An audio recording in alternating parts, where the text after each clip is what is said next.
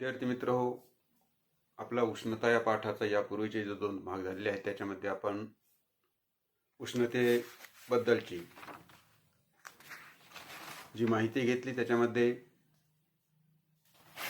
विशिष्ट उष्माधारकता, द्रवणांक, उत्कलनांक, त्याचबरोबर पुनर्हिमायन आणि पाण्याचे असंगत आचरण इथपर्यंतचा भाग यापूर्वीच्या भागामध्ये आपण अभ्यासलेला आहे. आजच्या भागामध्ये आपण आर्द्रता आणि दवबिंदू तापमान या 2 भागांची माहिती आपण घेणार आहोत. पहिल्यांदा आपण आर्द्रता मिश्रणांच्या याच्याबद्दलची माहिती घेऊ.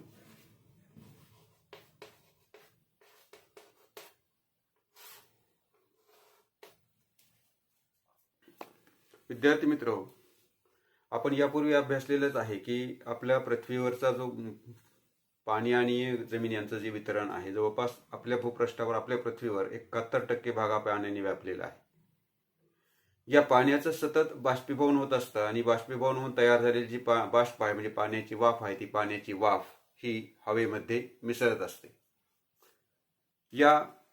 त्यामुळे ही जी पाण्याची वाफ हवेमध्ये समाविष्ट होत असते त्या समाविष्ट पाण्याच्या या वाफेमुळे हवेमध्ये ओलावा किंवा दमटपणा निर्माण होतो. तर हवेमध्ये हा जो ओलावा निर्माण झालेला आहे किंवा जो दमटपणा निर्माण झालेला आहे त्यालाच आपण आर्द्रता असे म्हणतो. हवेतील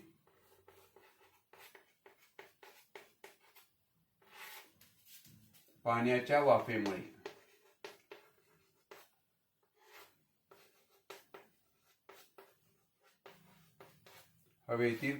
वाफेमुळे हवेत निर्माण होणारा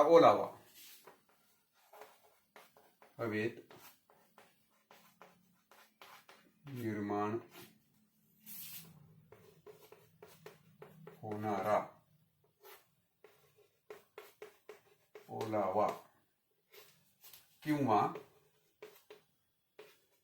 दमटपणा हवेतील पाण्याच्या वाफेमुळे हवेत निर्माण होणारा ओलावा किंवा दमटपणा म्हणजेच आर्द्रता होय.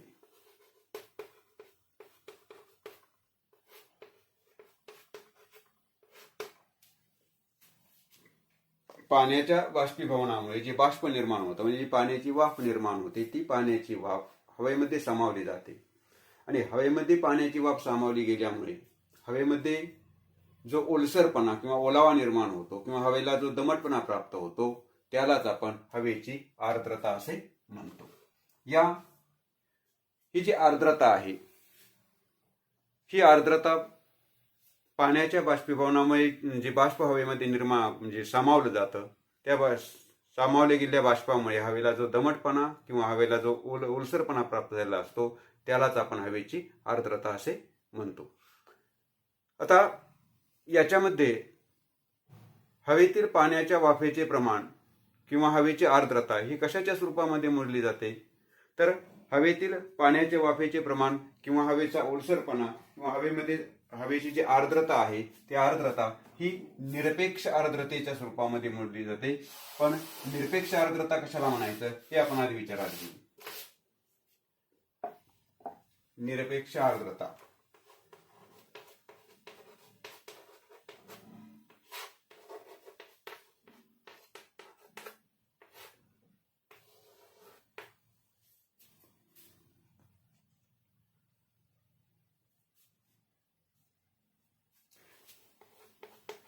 एकक आकारमानाच्या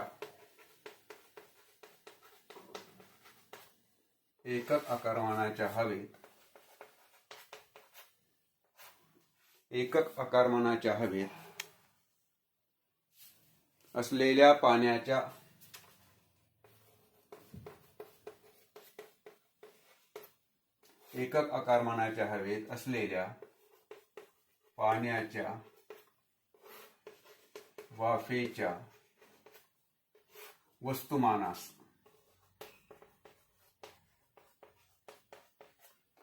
एकक आकारमानाच्या हवेत असलेल्या पाण्याच्या वाफेच्या वस्तुमानास त्या हवेची निरपेक्ष आर्द्रता असे म्हणतात.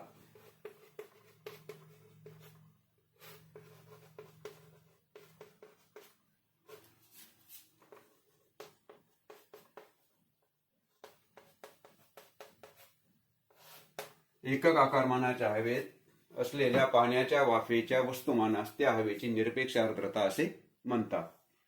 आता इथे निरपेक्ष आर्द्रतेची व्याख्या करत असताना आपण हवेचं आकारमान विचारात घेतलेलं आहे.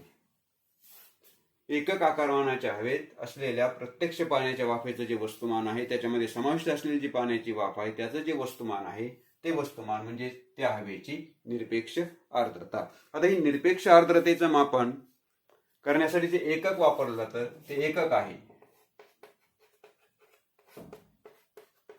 किलोग्रॅम प्रति मीटरचा घन. घन मीटर हे हवेच्या आकारमानासाठी आहे. घन मीटर जे वापरलं आहे ते हवेच्या आकारमानासाठी आहे आणि किलोग्रॅम म्हणजे प्रत्यक्षात त्या हवेमध्ये समाविष्ट असलेल्या पाण्याच्या वाफेचं वस्तुमान हे आहे निरपेक्ष आर्द्रतेचं एकक.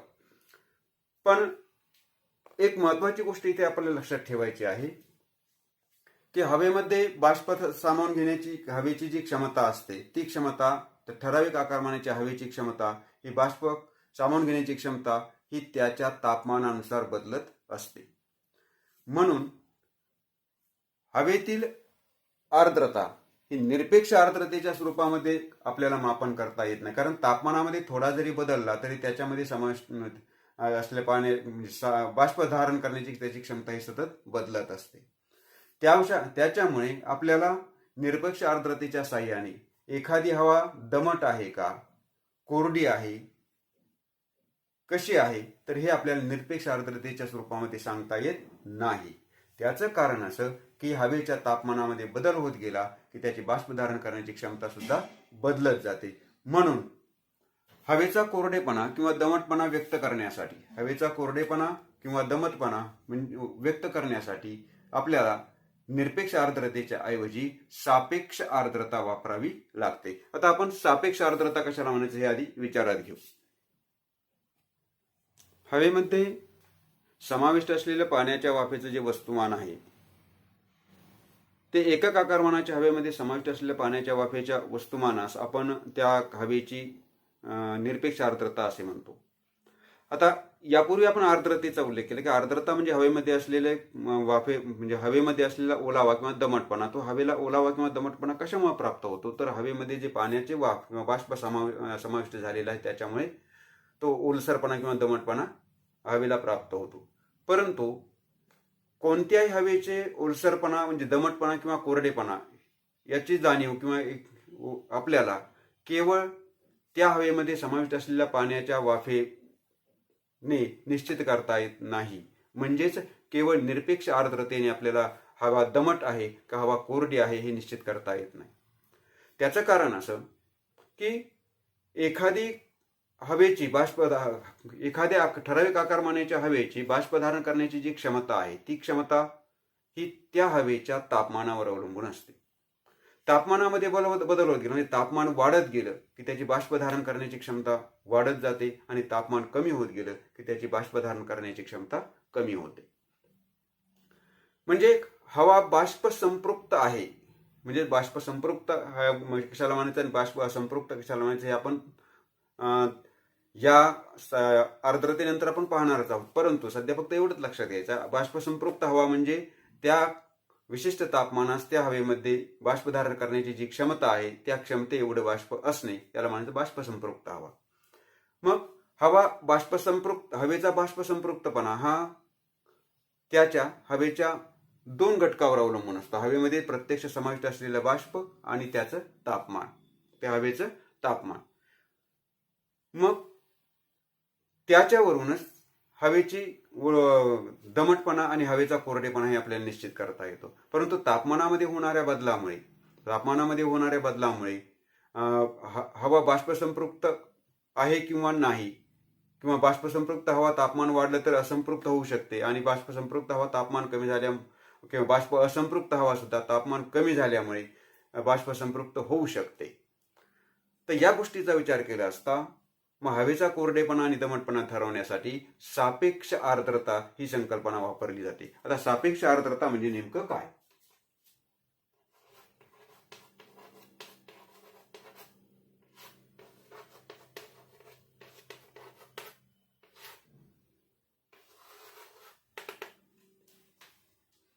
पहा, आपल्याला सापेक्ष आर्द्रता कशाला म्हणता येईल? एखाद्या ठराविक आकारमानाच्या हवेत त्या तापमानात प्रत्यक्ष समाविष्ट असलेले बाष्पाचे वस्तुमान, त्या तापमानात प्रत्यक्ष समाविष्ट असलेल्या बाष्पाचे वस्तुमान आणि त्याच आकारमानाची हवा त्याच तापमानास बाष्प संपृक्त होण्यासाठी, त्याच तापमानाची हवा त्याच आकारमानाची हवा त्याच तापमानास बाष्प संपृक्त होण्यासाठी लागणाऱ्या बाष्पाचे वस्तुमान यांचं जे गुणोत्तर आहे ते गुणोत्तर म्हणजेच सापेक्ष आर्द्रता, त्या हवेची सापेक्ष आर्द्रता. आता याची सापेक्ष आर्द्रता कशाला म्हणायचं याची व्याख्या आपण आधी इथे विचारात घेऊ.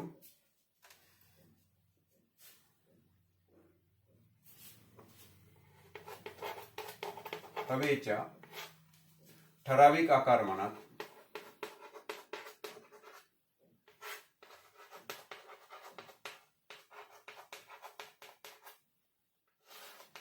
व तापमानास, हवेच्या ठराविक आकारमानात व तापमानास, हवेच्या ठराविक आकारमानात व तापमानास प्रत्यक्ष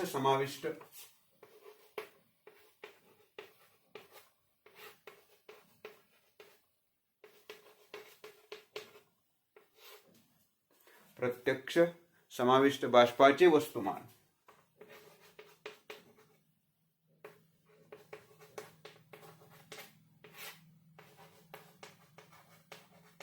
प्रत्यक्ष समाविष्ट बाष्पाचे वस्तुमान व त्याच आकारमानाच्या हवेस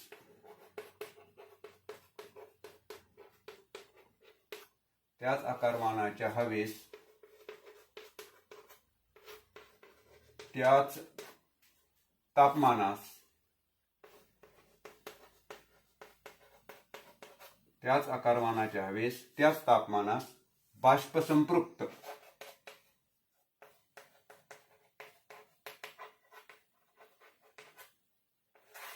बाष्प संपृक्त होण्यासाठी, त्याच आकारमानाच्या हवेस त्याच तापमानास बाष्प संपृक्त होण्यासाठी लागणारे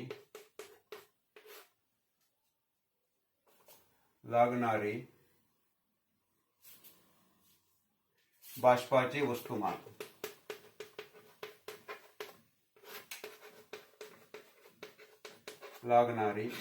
वस्तुमान, म्हणजेच लागणारे बाष्पाचे वस्तुमान यांच्या गुणोत्तरास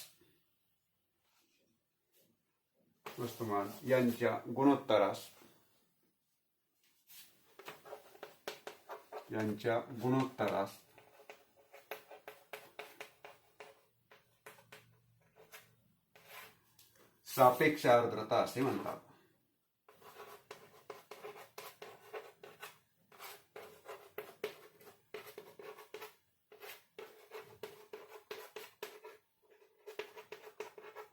यांच्या गुणोत्तरास सापेक्ष आर्द्रता असे म्हणतात. ठीक, आपण सापेक्ष आर्द्रता कशाला म्हणजे केलेली व्याख्या की सापेक्ष आर्द्रता म्हणजे काय, तर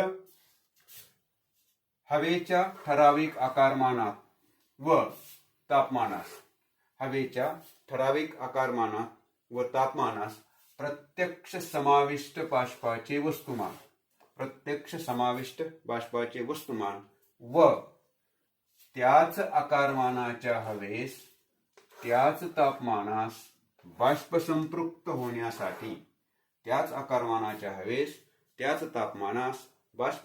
होण्यासाठी लागणारे बाष्पाचे वस्तुमान यांचे गुणोत्तर म्हणजेच त्या हवेची सापेक्ष आर्द्रता होय. तर ही झाली सापेक्ष आर्द्रतेच्या संदर्भातली व्याख्या. आता सापेक्ष आर्द्रता निश्चित करण्याचं सूत्र काय, कुठल्या सूत्राच्या सहाय्याने आपल्याला सापेक्ष आर्द्रता निश्चित करता येते?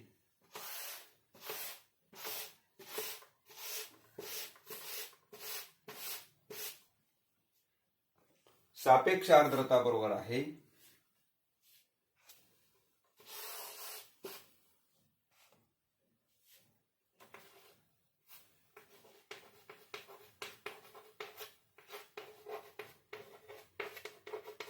याला शेकडा सापेक्ष आर्द्रता असेही म्हणतात. शेकडा सापेक्ष आर्द्रता असेही म्हणतात.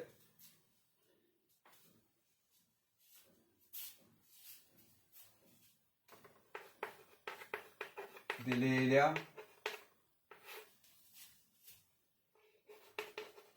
आकारमानाच्या हवेत प्रत्यक्ष समाविष्ट बाष्पाचे वस्तुमान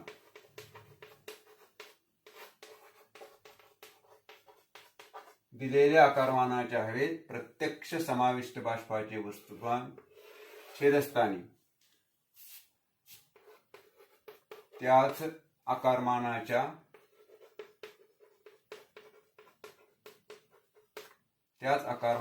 हवेस त्याच तापमानास त्याच आकारमानाच्या हवेस त्याच तापमानास बाष्प संपृक्त होण्यासाठी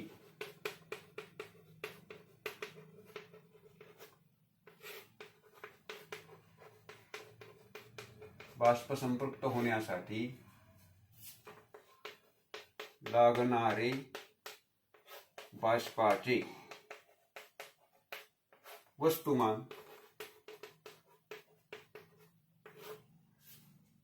गुणिले 100 हे जे सूत्र आहे, या सूत्राच्या साहाय्याने आपल्याला एखाद्या दिलेल्या हवेची शेकडा सापेक्ष आर्द्रता निश्चित करता येते. शेकडा सापेक्ष आर्द्रता बरोबर आहे दिलेल्या आकारमानाच्या हवेत प्रत्यक्ष समाविष्ट असलेले बाष्पाचे वस्तुमान छेदस्थानी त्याच आकारमानाच्या हवेत त्याच तापमानास बाष्प संपृक्त होण्यासाठी लागणारे बाष्पाचे वस्तुमान गुणिले 100 या सूत्राच्या साहाय्याने आपल्याला हवेची सापेक्ष आर्द्रता निश्चित करता येते.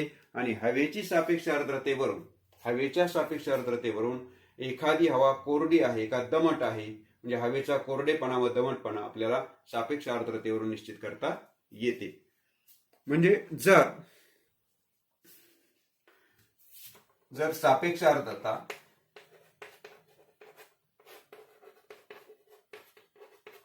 सापेक्ष आर्द्रता 60% पेक्षा जास्त,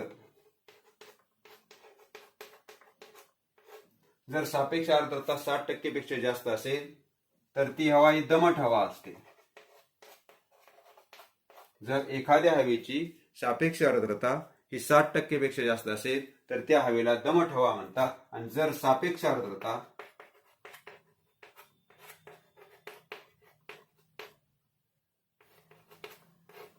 ही 60% पेक्षा कमी असेल, 60% किंवा 60% पेक्षा कमी असेल तर त्याला कोरडी हवा असे म्हणतात. म्हणजे एखाद्या वेळेस वातावरणाचा आपण हवामानाचा अंदाज ऐकले की सांगितलं जातं, आपण वृत्तपत्रामध्ये किंवा दूरदर्शनवर सुद्धा हवामानाचा अंदाज सांगितला जातो की एखाद्या ठिकाणची हवा ही दमट आहे का कोरडी आहे. जर हवा दमट असेल तर त्या ठिकाणच्या हवेची सापेक्ष आर्द्रता ही 60% पेक्षा जास्त असते. जर हवा कोरडी असेल तर त्या ठिकाणची सापेक्ष आर्द्रता ही 60% पेक्षा कमी असते. तर अशा पद्धतीने हवेची सापेक्ष आर्द्रतेच्या साहाय्याने हवेतील कोरडेपणा व दमटपणा आपल्याला निश्चित करता येतो. आता सापेक्ष आर्द्रतेचा उल्लेख करत असताना किंवा त्याची व्याख्या पाहत असताना आपण इथे बाष्प संपृक्त हवा हा उल्लेख आलेला आहे. बाष्प संपृक्त हवा आपल्याला आता दवबिंदू कशाला म्हणायची इकडे जायचं आहे, परंतु दवबिंदू ही तापमानाची संकल्पना आहे. जसे द्रवणांक हे तापमान आहे, उत्कलनांक हे तापमान आहे, तसंच दवबिंदू हे सुद्धा एक तापमान आहे. परंतु दवबिंदू तापमानाची व्याख्या पाहण्यापूर्वी आपल्याला बाष्प संपृक्त हवा कशाला म्हणायचं पाहावं लागेल.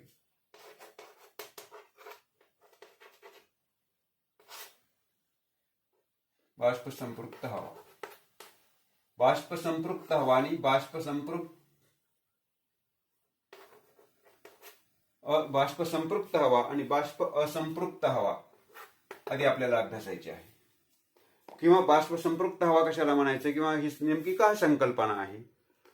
तर आत्ताच आपण पाहिलं आहे की ठराविक आकारमानाच्या हवेमध्ये बाष्प धारण करण्याची क्षमता ही त्याच्या तापमानावर अवलंबून असते. ती तापमान बदलले की त्याची बाष्प धारण करण्याची क्षमता सुद्धा बदलते.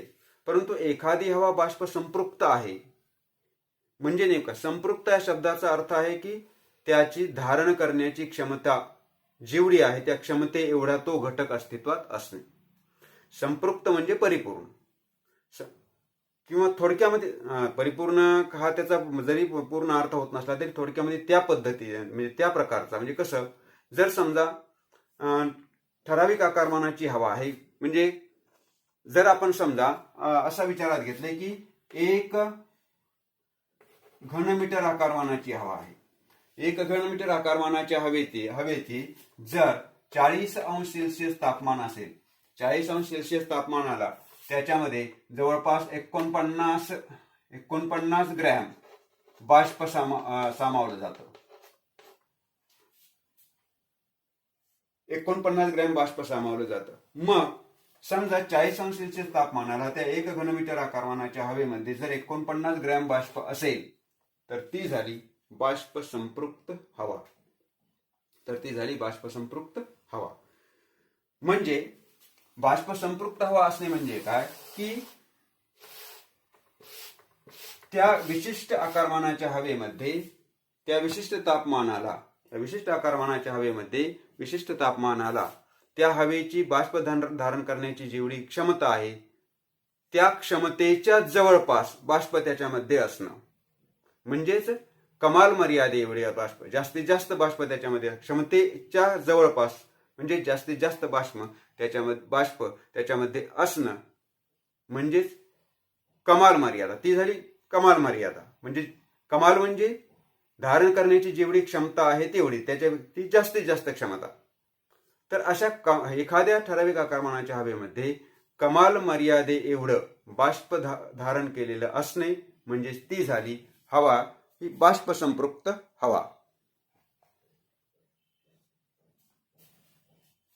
मग आपल्याला असं म्हणता येईल हवेमध्ये पाण्याची वाफ म्हणजेच बाष्प.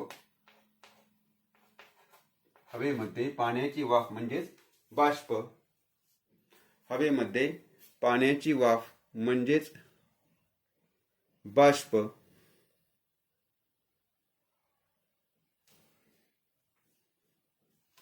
कमाल मर्यादेपर्यंत असते. किंवा आपल्याला असंही करता येईल की आणखी थोड्या वेगळ्या शब्दामध्ये आपण ही व्याख्या मांडू. किंवा बाष्प संपृक्त हवा कशाला म्हणायचं आणखी आपण थोडे वेगळ्या शब्दामध्ये वेगळ्या प्रकारामध्ये आपल्याला म्हणता येईल. हवेमध्ये जेव्हा पाण्याची कमाल वाफ सामावलेली असते, हवेमध्ये जेव्हा पाण्याची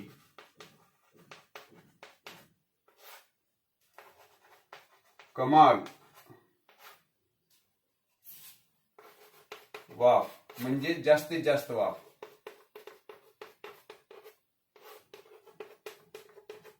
कमाल वाफ सामावलेली असते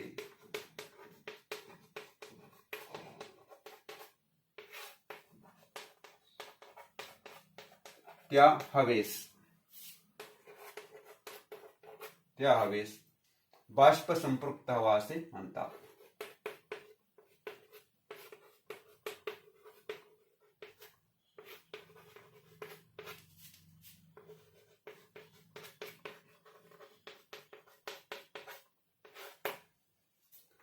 बाष्प संपृक्त हवा हवेमध्ये जेव्हा पाण्याची कमाल वाफ, कमाल या शब्दाचा अर्थ घ्या जास्तीत जास्त, कमाल या शब्दाचा अर्थ असा आपल्याला घेता येईल की जास्तीत जास्त, हवेमध्ये जेव्हा पाण्याची कमाल वाफ सामावलेली असते म्हणजे जास्तीत जास्त वाफ सामावलेली असते अशा हवेला बाष्प संपृक्त हवा असं म्हणतात. म्हणजे इथे आणखी एक मुद्दा लक्षात ठेवायचा की हवेची बाष्प धारण करण्याची क्षमता ही त्याच्या तापमानावर अवलंबून असते. म्हणजे कमाल क्षमता म्हणजे जास्तीत जास्त वाफ धारण करण्याची क्षमता ही त्याच्या तापमानावर अवलंबून असते. मग कोणत्याही काही ठराविक आकारमानाची हवा त्या ठराविक तापमानामध्ये त्याची जी बाष्प धारण करण्याची क्षमता आहे त्या क्षमतेच्या जवळ किंवा त्या क्षमते एवढं बाष्प त्या हवेमध्ये जेव्हा सामावलेलं असतं अशा हवेला आपण बाष्प संपृक्त हवा असे आपल्याला म्हणता येतं. तर आता बाष्प असंपृक्त हवा, बाष्प असंपृक्त, आता बाष्प असंपृक्त हवा कशाला म्हणता येईल?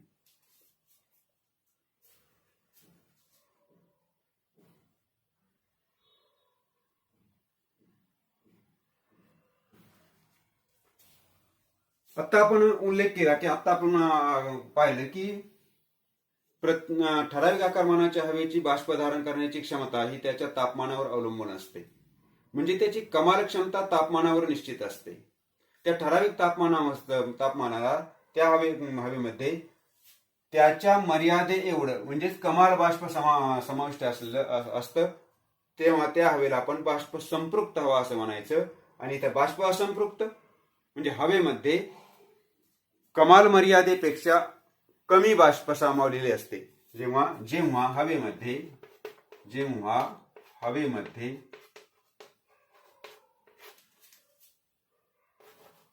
बाष्पाच्या कमाल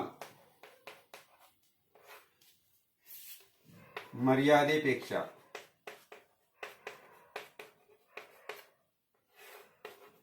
कमी बाष्प, हवेमध्ये बाष्पाच्या कमाल मर्यादेपेक्षा कमी बाष्प सामावलेले असते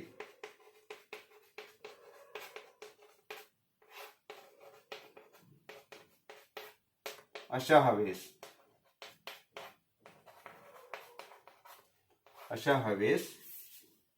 बाष्प असंपृक्त हवा असे म्हणतात.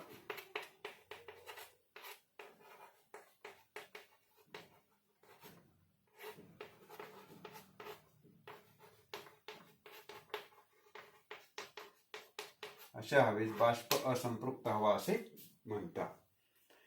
हे झाली बाष्प संपृक्त हवा आणि बाष्प असंपृक्त हवा कशाला म्हणायचं या दोन्हींच्या व्याख्या, दोन्हीच्या संकल्पना आपण इथे पाहिलेल्या आहेत. की एखादी हवा बाष्प संपृक्त आहे म्हणजे त्याच्यामध्ये बाष्प धारण करण्याची जी क्षमता आहे त्या क्षमते एवढं म्हणजे त्याची कमाल मर्यादा, त्या कमाल मर्यादा एवढं बाष्प त्याच्यामध्ये समाविष्ट असणे, अशा हवेला बाष्प संपृक्त हवा असं आपल्याला म्हणता येतं.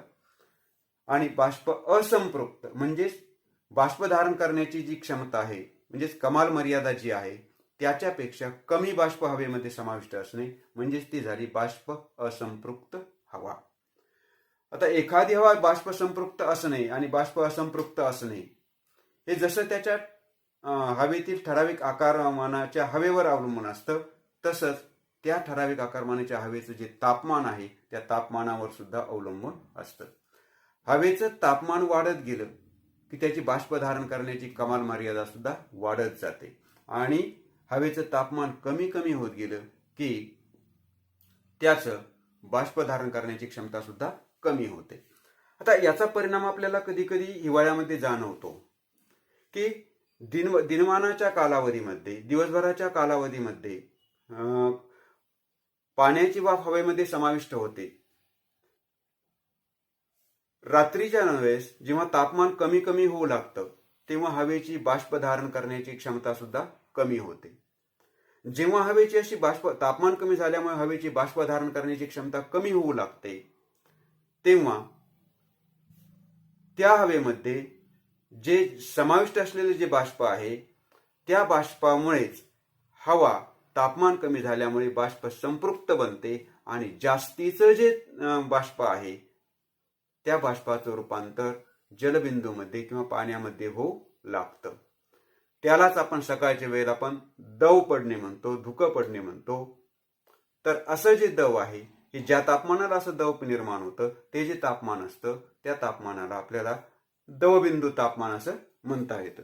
ही दवबिंदू ही एक तापमानाची संकल्पना आहे. जसं उत्कलनांक ही तापमानाची संकल्पना आहे, द्रवणांक ही एक तापमानाची संकल्पना आहे, तसंच दवबिंदू हे सुद्धा तापमानाची एक संकल्पना आहे. दवबिंदू त्याला म्हणायचं दवबिंदू तापमान.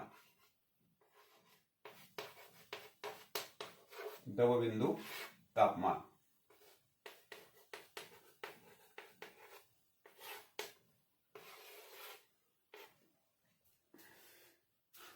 आपल्याला याची व्याख्या असं करता येईल की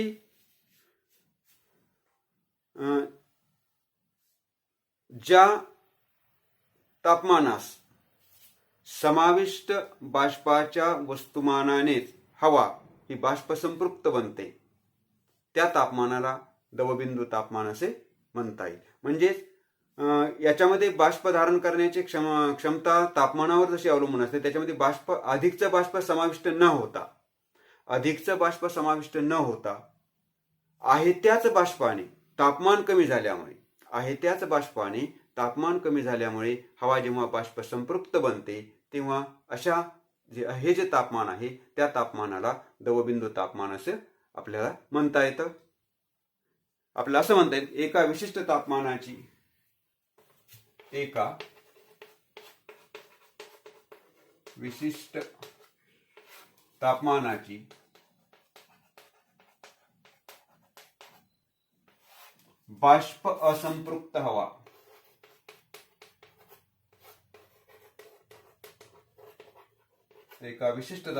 बाष्प असंपृक्त हवा तापमान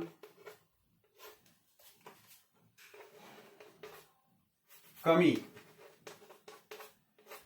झाल्यामुळे एका विशिष्ट तापमानाची बाष्प असंपृक्त हवा तापमान कमी झाल्यामुळे ज्या तापमानास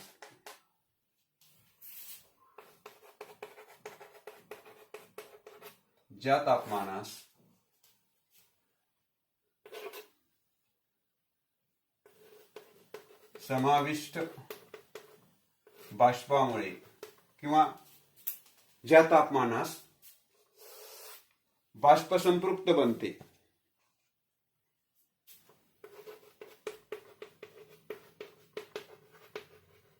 त्या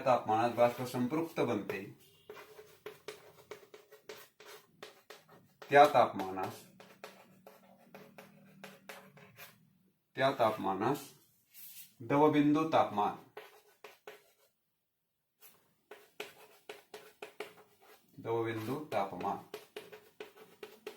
असे म्हणतात.